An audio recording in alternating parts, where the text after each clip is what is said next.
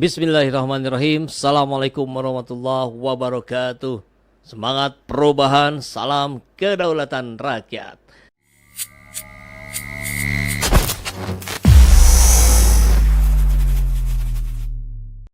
Anda mau melarang kami di sini, dasarnya apa? Ini dibangun pakai uang negara. AHY digaji oleh negara, Jokowi digaji oleh negara. Kami rakyat bayar pajak. Anda melarang kami untuk press release di sini. Sampai kapan? Kalian mau dilarang untuk press release? Ini kita buka informasi publik, Pak. Tak boleh Anda melarang kami. AHY lihat ini. Satam di kementerian Anda. Anda itu anak SBY. Kalau nggak ada siapa-siapa, Anda akan jadi siapa-siapa. Masa wadah seperti ini di pemerintahan Anda? Tidak bisa kita melakukan press release di sini. Kami melaporkan untuk beraudiensi kok. Dengan AHY nggak muncul batang hidungnya. Pemerintahan macam apa di Republik ini? Kita mau berbicara soal audiensi dengan AHY-nya kabur. Tidak pernah muncul batang hidungnya. Audiensi kami ajukan secara resmi. Lalu kami dilarang untuk melakukan press release di sini. Ada apa ini? Ini uang negara kok dibangun untuk bangun kementerian ini. Rakyat membayar pajak. Dasarnya apa Anda untuk melarang ini? Pesanku buat kalian, hati-hati sama yang namanya mafia tanah. Mungkin kalian pernah alamin sendiri atau mungkin kalian pernah dengar kasus ya, satu tanah itu punya 2 SHM atau juga atas transaksi jual beli tanah itu punya 2 akta jual beli. Ya. Mungkin singkatnya ketika kalian punya tanah tiba-tiba ada orang lain datang menyerobot terus mengaku-ngaku itu juga tanah dia karena dia juga punya sertifikat hak milik, punya bukti kepemilikan atau dia juga punya akta jual beli. Tapi yang perlu diketahui, tidak mungkin terjadi kasus sertifikat ganda atau akta jual beli ganda. Karena apa? Karena kalaupun ada, itu sudah pasti ulah dari mafia tanah yang mungkin ada di tiap-tiap instansi pemerintahan mulai dari desa, kecamatan, bahkan mungkin sampai BPN. Nah, terkait dengan kepemilikan tanah, dokumen yang menunjukkan bukti kepemilikan yang absolut itu adalah sertifikat hak milik yang dikeluarkan oleh BPN. Sementara akta jual beli ini itu merupakan produk yang dikeluarkan oleh PPAT sebagai bentuk adanya proses jual beli suatu tanah antara penjual dan pembeli. Memang secara kedudukan dan kekuatan AJB ini memang tidak bisa dikatakan sebagai bukti kepemilikan yang sah. Karena memang kepemilikan berdasarkan AJB ini memang belum sempurna. Karena AJB ini perlu ditingkatkan untuk menjadi SHM. Tapi AJB yang kalian punya ini bisa dijadikan bukti untuk membuktikan kepemilikan suatu tanah. Terkait dengan sertifikat ganda atau AJB ganda, satu yang perlu dipahami ya, dari jual beli tanah ya hingga dibuatkan ada akta jual beli dan akta jual beli ini ditingkatkan menjadi SHM ya, ini semua itu ada prosesnya, di mana dokumen-dokumen pendukung untuk menerbitkan yang 2 ini itu ada semua arsipnya dan itu dicatatkan secara historikal di buku tanah atau di warkah atau di letter C. Jadi kalau misalnya kalian merasa ya atau mengalami kasus serupa, datang ke BPN, minta untuk dilakukan pengecekan tanah. Ya, buka semua dokumen-dokumen arsip terkait dengan penerbitan sertifikat ini. Karena apa? Karena pasti salah satu di antara 2 sertifikat yang ganda tadi itu, salah satunya pasti diterbitkan karena cacat prosedur atau secara melawan hukum. Bisa jadi karena dokumen-dokumen yang digunakan untuk menerbitkan memang cacat hukum, atau memang prosedur yang dijalani itu tidak sesuai dengan yang seharusnya. Nah, sama dengan AJB ini juga diterbitkan oleh PPAT ya, baik mungkin dari notaris atau PPATS, dalam hal ini camat. Datang minta untuk dibukakan juga arsip-arsip dokumen terkait dengan permohonan dibuatkan akta jual beli ini dan lihat itu secara historikal. Siapa data penjual, apa dokumen-dokumen kepemilikannya sampai dengan pembeli itu harus terlihat. Nah, kalau kalian korban ya atau tanah kalian memang diserobot oleh orang lain yang ngaku-ngaku pemilik karena punya AJB atau punya sertifikat seperti ini, jangan takut. Karena mulai dari pihak desa, kecamatan, sampai BPN itu sebenarnya harus memberikan fasilitas terhadap korban-korban mafia tanah seperti ini untuk dilakukan pengecekan dan dibuka data-datanya supaya kelihatan secara historikal siapa sebenarnya pemilik yang berwenang, siapa sebenarnya pemilik yang sah. Dan jangan mau dibohongi, Pengalaman saya ada aja instansi-instansi yang kasih jawaban seperti ini. Aduh, datanya udah nggak ada Pak, Bu. Atau mungkin dia berikan jawaban, pejabat yang pada saat itu menjabat sudah tidak lagi menjabat. Jadi kami tidak tahu mengenai proses penerbitan sertifikat atau AJB itu. Bahkan sampai ada yang bilang, siapa suruh Pak, tanahnya tidak dijaga. Jadi jangan takut, laporkan. Baik secara pidana maupun secara perdata. Kalau kalian punya masalah yang serupa, silahkan sharing ya, dan semoga info ini bermanfaat. Sahabat SC, sahabat saya Bang Aksa, kader Demokrat sejati, berkomentar tuh sehari setelah AHY dilantik jadi menteri.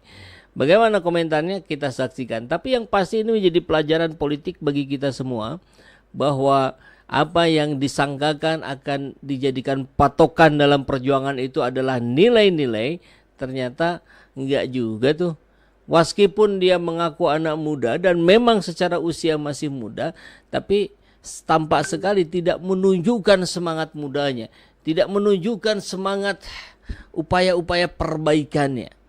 Dan yang terpenting dan yang pasti, maksud jadi terpasti.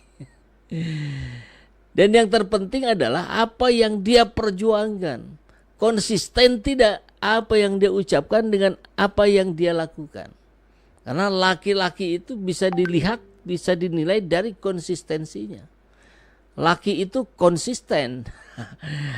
Apa yang dimaksud? Ya, AHY tempo hari bilang bahwa Demokrat akan selalu berada di luar pemerintah.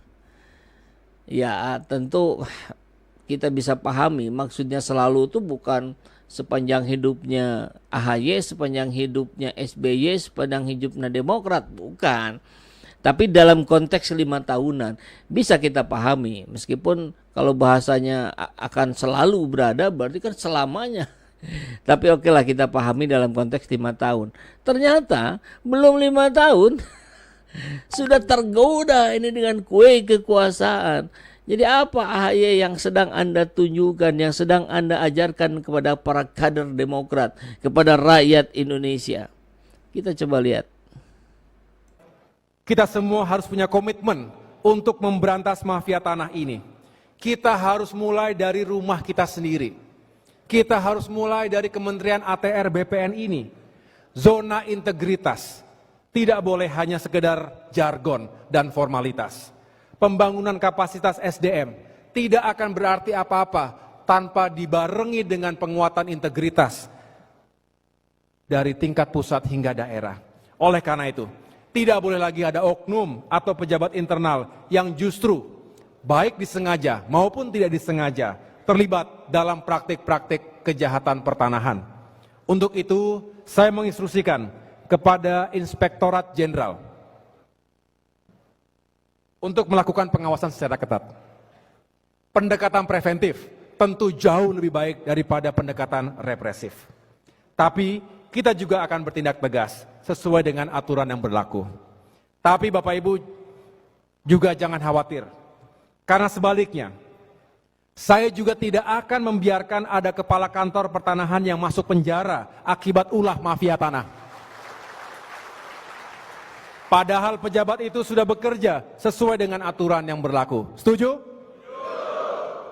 Saya akan bela dan saya akan fight dengan seluruh cara dan sumber daya yang saya miliki. Saya akan tegakkan kebenaran dan keadilan di institusi ini. Asalkan semua mengikuti aturan yang baik. Statement tegas AHY. Demokrat akan selalu berada di luar pemerintah. Keren. Tapi kok langsung dinyinyirin kadernya sendiri ya? Bang Aksa Halatu. Kita akan coba lihat bagaimana respon dia terhadap dilantiknya AHY menjadi Menteri ATR. ATR BPN. Oke.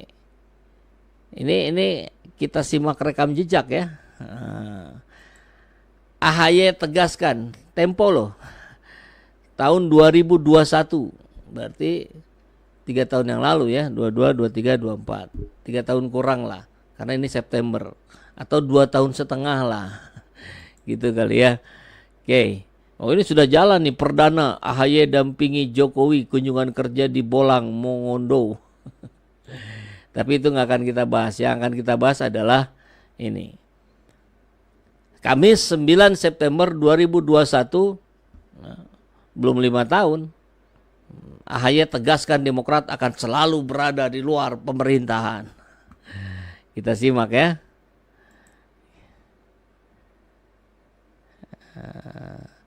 Ketua Umum Partai Demokrat Agus Harimurti Yudhoyono mengatakan partainya akan terus berada di luar pemerintahan dan konsisten menyampaikan kritik yang membangun terhadap pemerintah. Tepuk tangan dong. Nah, tepuk tangan dulu deh. Kami memang berada di luar, tapi kami juga merah putih karena kami ingin negara kami selamat. Nah, jadi mau menyelamatkan ini, menyelamatkan dari luar. Kalau kami memberikan masukan kritik yang konstruktif, janganlah dianggap sebagai sebuah bentuk perlawanan. Ujar Agus dalam perayaan HUT ke-20 Partai Demokrat Kamis 9 September 2021. Jelas ini, rekam jejak ya. Agus mengatakan sikap Demokrat yang berbeda dari pemerintah ini juga bukan untuk mencari panggung politik. Nah, kalau sekarang nyari panggung politik ya jadi menteri. Semua yang kami lakukan bukan untuk mencari panggung politik, bukan untuk mencari keuntungan politik sesaat. Buat apa? Tidak ada gunanya. Dan masyarakat punya hati dan pikiran. Ya, mereka punya hati dan pikiran melihat perilaku Demokrat yang childish. Mereka yang mencari keuntungan politik di masa pandemi juga akan mendapat penilaian tersendiri di masyarakat. Untuk itu ia meminta pemerintah lebih terbuka terhadap kritik sebagaimana prinsip demokrasi yang membuka ruang perbedaan pendapat. AHY berjanji Demokrat akan terus konsisten menyuarakan aspirasi rakyat.